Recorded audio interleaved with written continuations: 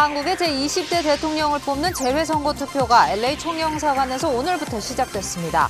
투표소에는 저마다 귀중한 사연을 담은 유권자들의 발길이 이어졌습니다. LA 카운티도 오는 금요일부터 결국 실내에서의 마스크 의무 착용 지침을 해제합니다. 하지만 5살 이상은 백신 접종 증명을 제출해야 하는 등 조건이 추가됐습니다. 50세 이상 모든 서류 미비자들도 이제 메디칼 혜택을 받을 수 있습니다. 오는 5월 1일부터입니다. 러시아가 우크라이나를 침공할 거라는 위기감이 높은 상황에서 지난밤 사이 우크라이나 정부기관과 은행들이 사이버 공격을 받았습니다. 우크라이나 정부는 국가 비상사태를 선포했습니다. LA를 비롯한 남가주 지역은 이번 주 내내 겨울 폭풍 영향권에 들겠습니다. 국립기상청은 주말인 토요일부터 70도대의 예년 기온이 회복될 것으로 전망했습니다. 우크라이나 정부가 국가 비상사태를 선포했습니다. 일촉즉발의 우크라이나 상황은 잠시 후에 전해드리겠습니다.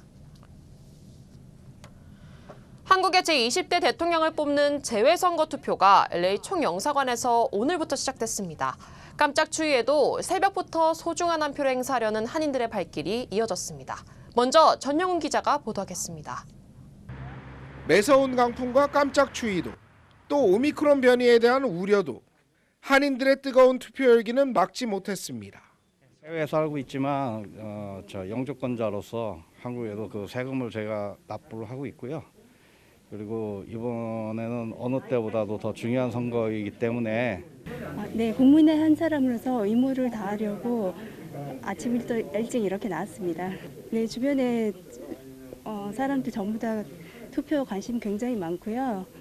지난 2017년 19대 대통령 선거 이후 무려 5년 만에 미주 지역에서 실시된 재외선거 투표. 소중한 한 표 행사로 국민의 의무를 다하려는 한인들의 발길은 하루 종일 이어졌습니다. 국민의 의무로서 한국 사람으로서 긍지를 가지고 또 나한테 대한 의무이면서 이제 특권이기 때문에 꼭 행사하고 싶었었어요. 한인 유권자들은 각자 지지하는 후보에게 투표하며 선거 승리를 응원했습니다. LA 총영사관은 발열 검사와 직원 안면 가리개 착용 등 안전한 투표를 위한 철저한 방역 지침도 마련했습니다. 해외에 사는 저희 의견을 이번 투표에 꼭 반영하고 싶어서 이렇게 참여하게 됐습니다. 투표 첫날인 오는 LA 총영사관에서는 전체 등록 유권자 1,780여 명 가운데 655명이 투표를 마쳤습니다.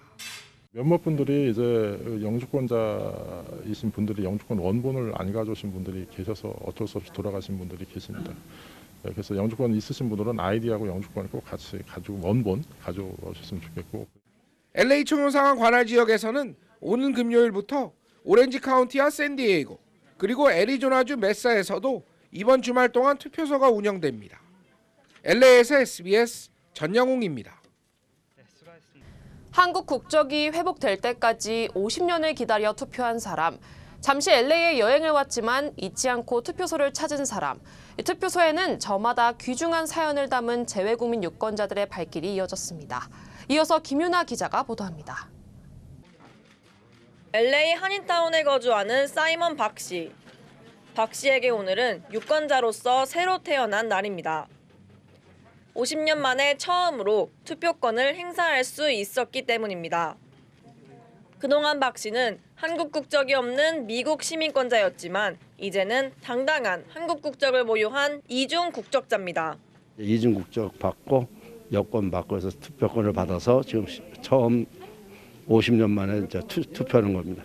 이제 한국 대통령도 내가 누구를 선택할 수 있다는 게 좀 기쁘죠. 대선 투표가 시작된 오늘은 80대의 김생철 씨에게도 특별한 날이 됐습니다. 자녀나 손녀들에게 한인 유권자로서 모범이 된 뜻깊은 날로 기억됐습니다. 이렇게 건강하게 살고 있기 때문에 마지막 투표다. 그래 아침에 6시 반에 나왔어요. 내 손자들이나 자식들한테 할아버지는 대한민국 국민으로서 이렇게 모범 할아버지다. 이걸 얘기하고 싶은 거예요. 투표소가 설치된 총영사관 앞에는 어린아이를 동반한 한인 유권자도 적지 않았습니다. 소중한 한 표를 행사하는 오늘을 어린아이에게도 보여주고 싶은 마음이 간절했습니다. 아이도 대한민국 국민으로 이미 다 등록이 되어 있고 지금 1살인데요. 그래도 보고 듣고 아마 느낄 거라고 생각해서 같이 오게 됐습니다. 그냥 대한민국 국민 한 사람으로서 해외에 있어서도 투표 한 건을 행사해야 될 것 같아서 이렇게 왔습니다. 이제 아직 2살밖에 안 됐지만은 그냥 앞으로 10년, 20년을 보고 선택을 했던 것 같습니다. 잠시 미국 여행길에 나선 이대노 씨도 마찬가지입니다. 서울에서 해야 되는데 이곳에 여행 와서 투표를 하는 마음이 감회가 깊다고 생각할 수 있어요. 외국에 가서 이렇게 투표할 일이라고는 생각을 못 했었는데 이런 사전 투표 제도를 만들어 가지고 편리하게 와서 한인 유권자들의 가슴에는 저마다 한 표의 귀중한 사연도 함께 담겼습니다. 오늘부터 시작된 제20대 대통령 선거 재외국민 선거는 다음 주 월요일까지 이어질 예정입니다. LA에서 SBS 김윤아입니다. 네, 중국 베이징과 일본 등 전 세계 115개 국가에서도 재외선거가 시작됐습니다. 이 소식은 베이징에서 송욱 특파원이 전해왔습니다.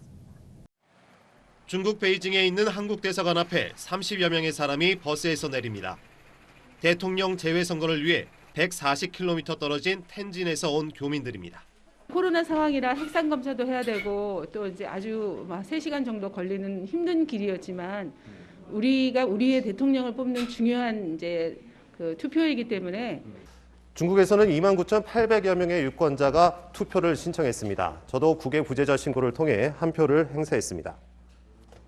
전 세계 115개국에 설치된 219개 투표소에서는 첫날부터 유권자들의 발길이 이어졌습니다. 일본하고 한국이 사이가 너무 좋지 않으니까 그것이 더 좋게 되면 좋다는 마음으로 투표로 왔습니다. 이번 재외선거에 등록한 유권자는 모두 22만 6천여 명. 지난 2017년 19대 대선보다 6만 8천 명 넘게 줄었습니다. 코로나19 확산으로 외국 체류자 수가 크게 준 데다 투표소까지의 이동도 쉽지 않은 점이 영향을 미쳤습니다. 비호감 대선이라 불리는 이번 선거에 대한 거부감도 있지만 투표소에 나온 유권자들은 한 표에 소중한 의미를 부여했습니다. 누구를 투표해야 될지 솔직히 아직까지 잘 모르겠어서 그냥 솔직히 안 올까도 생각해 봤었는데 그래도 뭔가 제 한 표가 뭔가 도움이 됐으면 하는 마음에 파병, 장병을 포함해 재외국민 투표는 오는 28일까지 엿새간 진행되며 전쟁 위험이 고조된 우크라이나에서는 선거 사무를 중단했습니다. 베이징에서 SBS 송욱입니다. 50세 이상 모든 서류 미비자들도 이제 메디컬 혜택을 받을 수 있습니다. 오는 5월 1일부터입니다. 이사면 기자가 보도하겠습니다. 오는 5월 1일부터 50세 이상의 모든 저소득 서류 미비자에게 제공되는 메디컬 혜택.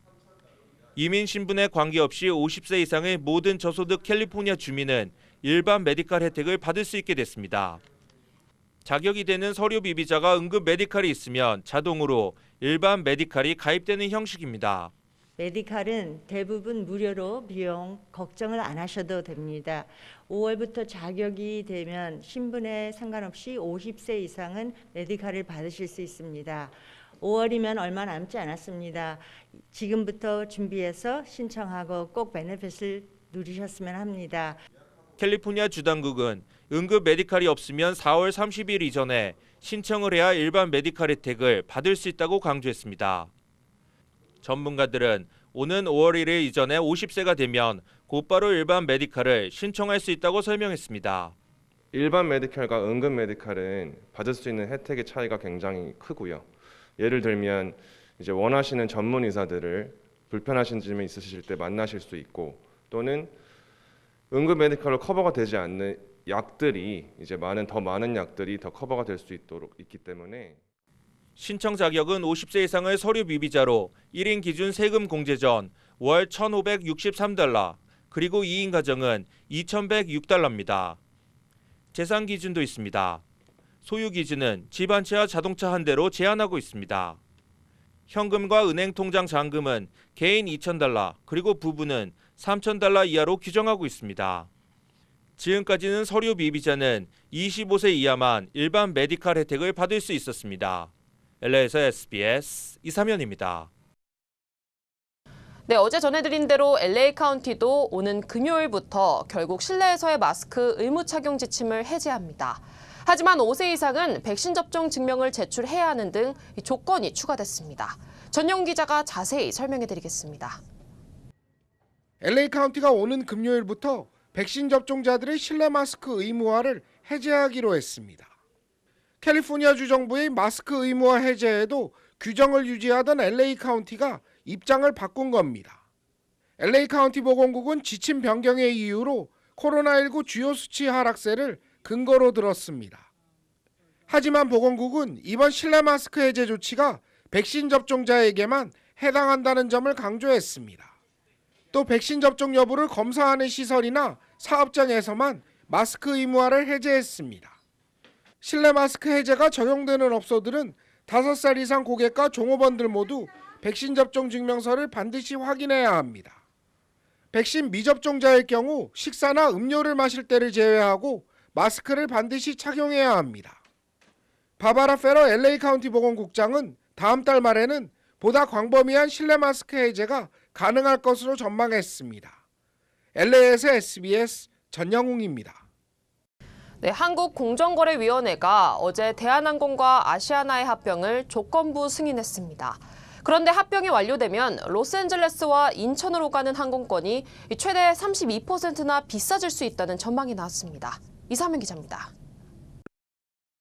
국적 항공사의 합병이 마무리되면서 항공권이 대폭 인상될 것이라는 분석이 나왔습니다. 대한항공과 아시아나항공의 합병이 승인되면서 LA 인천 항공권 가격이 최대 32% 비싸질 것이라는 전망이 나왔습니다. 한국공정거래위원회는 대한항공과 아시아나가 중복으로 지향한 노선에서 항공권 가격을 대폭 인상할 것으로 분석했습니다. 더구나 뉴욕에서 인천, 그리고 시애틀에서 인천 항공권까지도 27.5% 인상될 예정입니다.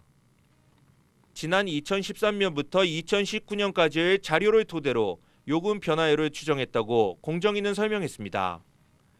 미주 노선 13개 가운데 뉴욕과 LA, 그리고 샌프란시스코 등 5개 노선 가격 인상률이 매우 높을 것이라고 덧붙였습니다. 공정거래위원회는 대한항공과 아시아나항공의 합병이 끝난 후 10년간 무료 수화물과 항공 마일리지 등 기존 서비스를 보호하도록 명령하기도 했습니다. LA에서 SBS 이사면입니다. 네, 그룹 방탄소년단이 오는 4월 라스베가스에서 콘서트를 열고 전 세계 팬들과 만납니다. BTS의 미국 공연은 지난해 11월 LA 공연 이후 4개월 만으로 라스베가스 엘리전트 스타디움에서 4월 8일을 시작으로 총 4차례 진행됩니다. BTS는 다음 달 한국에서 먼저 콘서트를 연 뒤 미국으로 출국할 것으로 보입니다. 네, 우크라이나 소식 연이어 보도해드리겠습니다. 러시아가 우크라이나를 침공할 거라는 위기감이 높은 상황에서 지난 밤사이 우크라이나 정부기관과 은행들이 사이버 공격을 받았습니다. 러시아가 배후로 추정되는데 우크라이나 정부는 국가 비상사태를 선포했습니다. 장은경 기자가 보도합니다. 우크라이나 정부는 현지 시간 23일 오후 4시쯤부터 정부 기관과 은행들에 대한 디도스 공격이 있었다고 밝혔습니다. 우크라이나 의회와 내각, 외무부 등 공식 사이트가 먹통이 됐고 정보기관인 보안국, 경찰, 국방부 등 사이트 운영에도 차질이 빚어졌습니다.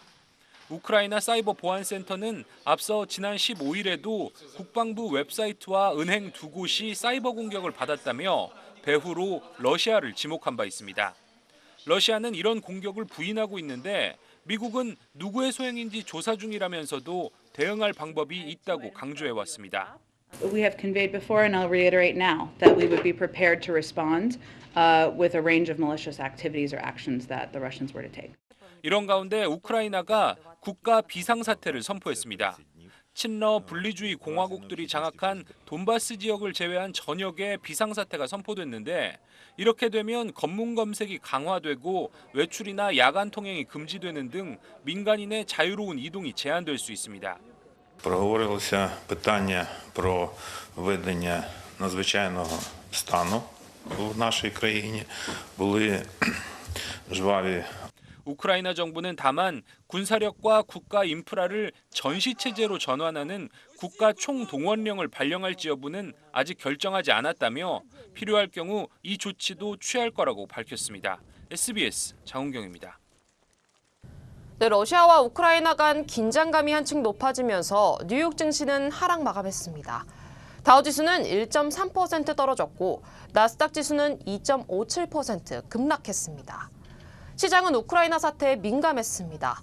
우크라이나가 국가 비상사태를 선포하고 서방 국가들이 제재를 발표하면서 투자 심리는 크게 위축됐습니다. 한편 국제유가는 지정학적 우려 지속에 소폭 상승했습니다. WTI 가격은 전날보다 0.2% 오른 배럴당 92달러 선에서 거래를 마쳤습니다. 네, 미국과 EU는 러시아에 대한 추가 제재를 쏟아내며 전면적인 압박에 나섰습니다. 미 국방부 고위 관계자는 명령만 받으면 전면적으로 침공할 모든 준비를 마쳤다고 밝히기도 했습니다. 이 소식은 워싱턴에서 김윤수 특파원입니다. 미 국방부는 15만 명 이상의 러시아군이 우크라이나 국경에 배치된 걸로 추산했습니다. 특히 전면전 수준의 침공이 임박했다는 분석도 내놨습니다. 미국은 연일 대러 신규 제재를 쏟아냈습니다. 러시아 일부 은행들의 서방과의 금융거래 금지와 자산 동결을 발표한 데 이어 러시아 국영 가스기업 가즈프롬에 대한 제재도 추가했습니다. 미국 기술이 들어간 모든 제품의 대러 수출을 통제하는 수출 통제 등 강도 높은 추가 제재 가능성도 시사했습니다. This is the beginning of our response. If Putin escalates further, we will escalate further using additional sanctions and export control. 유럽연합도 러시아 주요 인사들의 금융거래 금지와 자산 동결을 골자로 하는 대러 제재안을 공식 채택했습니다. 독일은 러시아와 독일을 잇는 가스관 사업을 중단하겠다는 방침을 내놨고 영국은 우크라이나에 방어용 살상 무기를 추가로 지원하기로 했습니다. 우크라이나 외교장관은 유엔 총회에 참석해 국제사회 공동 대응을 촉구했습니다. We urge member states to use all available means to protect Ukraine and deter Russia. Whatever action you can take is appreciated. 미 백악관은 러시아가 추가 행동에 나서지 않더라도 제재를 더 가할 수 있다고 밝혀서 미국을 비롯한 서방의 대러 압박은 한층 가중될 걸로 보입니다. 워싱턴에서 SBS 김윤수입니다. 이렇게 국제사회가 강하게 반발하고 제재에 나설 걸 알면서도 푸틴 러시아 대통령은 자신의 생각을 굽히지 않고 있습니다. 우크라이나에 군대를 보내기로 한 푸틴의 속내가 뭘지 저희가 안드레이 페도로프 전 러시아 외무차관을 인터뷰했습니다. 워싱턴 김수영 특파원입니다. 모스크바에서 SBS와 화상 인터뷰에 응한 안드레이 페도로프 전 러시아 외무차관은 푸틴 대통령의 정책 자문단에 포함돼 있습니다. 페도로프 전 차관은 푸틴 대통령이 우크라이나에 군대 진입을 명령하지 않은 것은 더욱 심각한 제재를 의식했기 때문으로 해석했습니다. He made an order not to deploy, but to prepare the deployment. It will be the ground for the second heavy round of sanctions. So that's why there are no Russian soldiers yet. 반군 세력인 도네츠크, 루간스크 공화국은 돈바스 지역의 3분의 1만 장악한 상태로 러시아군이 이 경계를 넘어설 경우 우크라이나 정부군과 대규모 유혈 충돌이 불가피할 것으로 내다봤습니다. Do you think they will continue to move forward? This is the most difficult question today in Moscow. Any attempt of Russia to use army of these territories will lead to the very, very serious war with a lot of death. 압도적인 지지율로 가결될 것으로 예상되는 러시아와의 합병안이 반군 지역에서 국민투표에 붙여질 가능성이 있다고 말했습니다. 그럴 경우 러시아가 영토 수복을 명분으로 반군 지역을 넘어 도네츠크, 루간스크주 전체에 대한 무력 점령에 나설 수 있다고 전망했습니다. It means that Russia should take the whole territory of Donetsk and Lugansk Oblast. 긴장 수위를 높이는 푸틴 대통령의 목표는 우크라이나를 중립지대로 만드는 것이라고 밝혔습니다. The goal is very simple: to neutralize Ukraine. This is the most important thing for him. 지난 19일 푸틴 대통령이 전략 핵무기 훈련을 참관한 것은 협상력을 높이기 위한 무력 시위로 분석했습니다. Putin is a very clever man. He understands that to begin nuclear war is disastrous also for Russia. 페도로프 전 차관은 한국이 제재에 참여하면 한반도 문제 해결에 도움이 안 될 거라고 말했습니다. will not help to solve all these problems which we have for years on Korean Peninsula. 러시아 푸틴 대통령이 유혈 사태를 부르는 무모한 군사 행진을 어디까지 계속할지 전 세계가 주목하고 있습니다. 워싱턴에서 SBS 김수영입니다. 외교적 해법으로 해결될 것으로 기대했던 현지 국민들은 이제는 탈출을 선택하고 있습니다. 폴란드 우크라이나 국경에서 취재 중인 임상범 특파원이 피난민 가족을 만나봤습니다. 우크라이나 수도 키예프를 떠난 지 10시간 만에 폴란드에 도착한 국제열차. No, okej. A skąd państwo jesteście? Nie, no ale telewizja w sensie. 급하게 꾸려 나온 피난짐이 한가득입니다. No w sensie i spokój, i niepokój. No ludzie żyją niby, chodzą do pracy, do szkoły normalnie, ale no też straszenie, straszenie. No i dzisiaj, czy tego 16 lutego. 다행히 사자기 같은 극도의 혼란은 없다고 말합니다. Czaków też nie ma problemu, Czaków, jak coś z Czaków. Gdzie? No Kiów, jak coś kupuje to... Nie, no z zakupami to nie ma problemów. 폴란드에 일하러 온 딸네 집에서 지내기로 했다는 노부모. 그제서야 긴장이 풀립니다. Wygodniejsi tutaj, prawda? No, конечно, безопаснее. Bezpiecznie, Ta spokojnie. córeczka nas zabrała sюда. A zadowoleni? Córka nas zabrała sюда. Tak? Ajajaj. Все нормально, все нормально. Wystarczy, żeby nie martwić. Dziękujemy. Dziękuję. Straszno. 터진 눈물을 주체하지 못하는 가족에게 취재팀도 손을 보탰습니다. Coś pomogę? Nam треба їсти. А чи є тут камера хранення, що мама, он не знає. Nie ma problemu, ja to pomogę. Mama, on pomógł. Tutaj rodzice, ja i te torby. 전쟁의 공포에선 잠시 벗어났지만 언제 끝날지 기약할 수 없는 피난 생활은 이제부터 시작입니다. 폴란드 우크라이나 국경에서 SBS 임상범입니다. 네, 오늘도 정말 추웠습니다. LA를 비롯한 남가주 지역은 이번 주 내내 겨울 폭풍 영향권에 들겠습니다.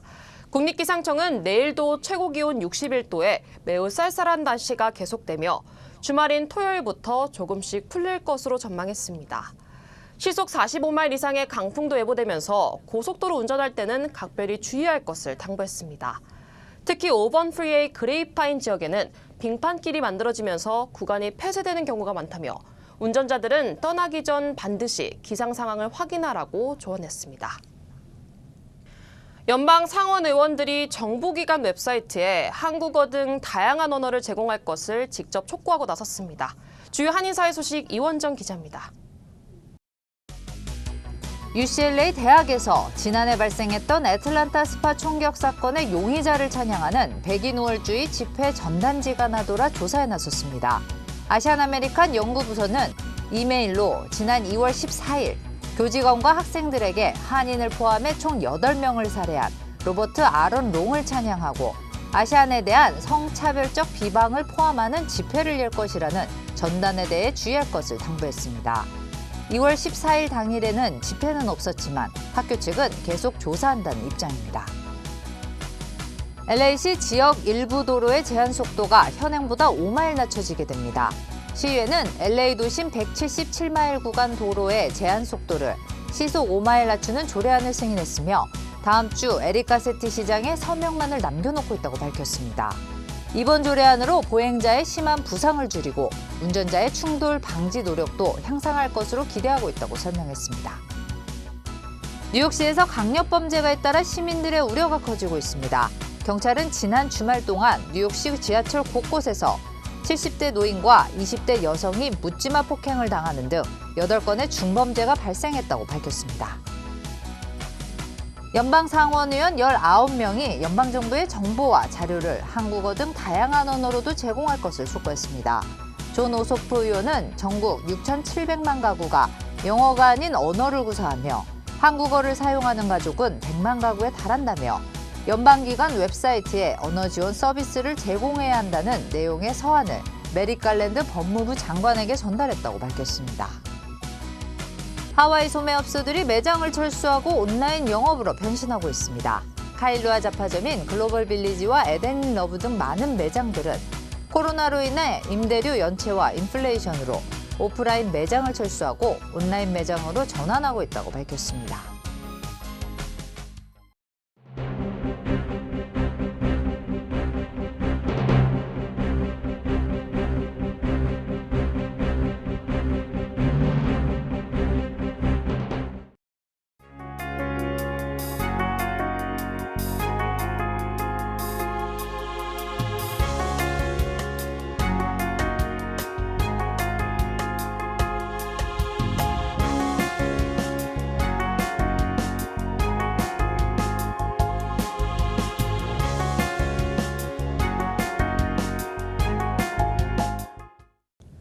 네, 오늘 오후 5시 30분쯤 LA 한인타운 3가와 하버드길에 위치한 아파트에서 화재가 발생했습니다.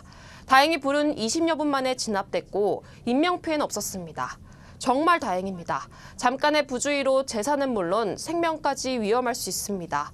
항상 조심하시기 바랍니다. 뉴스 마치겠습니다. 시청해주신 여러분 고맙습니다.